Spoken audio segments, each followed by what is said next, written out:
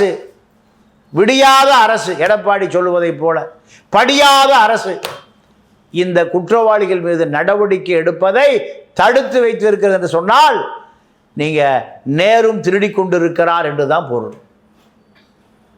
உள்ளாட்சித்துறை பணம் காய்த்து காய்த்து கொட்டுகிற துறையாக மாறி போனது.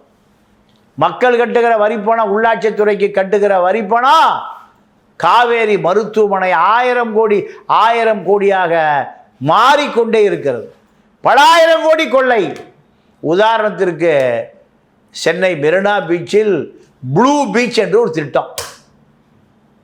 வெளிநாட்டு கடற்கரைகளில் நீங்கள் சன்பாத் எடுக்கிற வெளிநாட்டு பயணிகள் அந்த மூங்கில் நாற்காலியில், மூங்கில் படுக்கைகளில் படுத்து கொண்டு ஓய்வெடுப்பதை போன்ற ஒரு திட்டம். இந்த திட்டம் மாநில அரசு நகராட்சித்துறை ஒதுக்கிய பணம் 8 கோடி. மூங்கில் நாற்காலி வாங்குவதற்கு போடப்பட்ட தொகை 8 கோடி.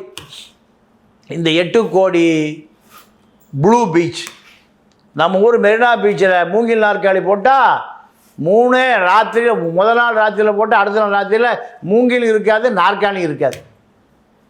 சுண்டல் கடைக்காரன் எடுத்துகிட்டு போயிடுவான். மீதியை அங்கே இருக்கக்கூடிய அந்த மக்கள் ராத்திரியே படுக்கிறவன் பூரா அங்கே தான் படுக்கிறான். காலையில் மூங்கலும் இருக்காது, மூங்கல் இருந்த தடையும் இருக்காது.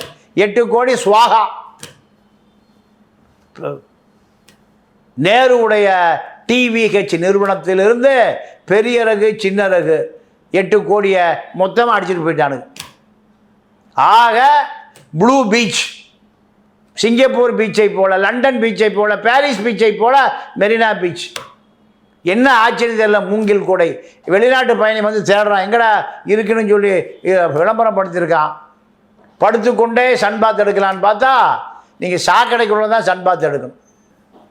உபீஸ் நிறுவனம் இது போன்று பல கோடிகளை கொள்ளையடித்து கொண்டு இருக்கிற அந்த உபீஸ் நிறுவனம் வேலுமணி ஆட்சி காலத்தில் உள்ளாட்சித்துறையில் 700 கோடி 7000 கோடி ஆக்கப்பட்டது. ஆட்சி மாறிய பிறகு நீங்கள் நேருவால் சதக் ஜலாலை விரட்டவோ முடியல. 250 கோடி ரூபாய் நடந்து முடிந்த நாடாளுமன்றத்துக்கு தேர்தல் நிதி கேட்கிறார். நான் துர்காமாவிடம் பேசிக் கொள்கிறேன் என்று சதக் ஜலால்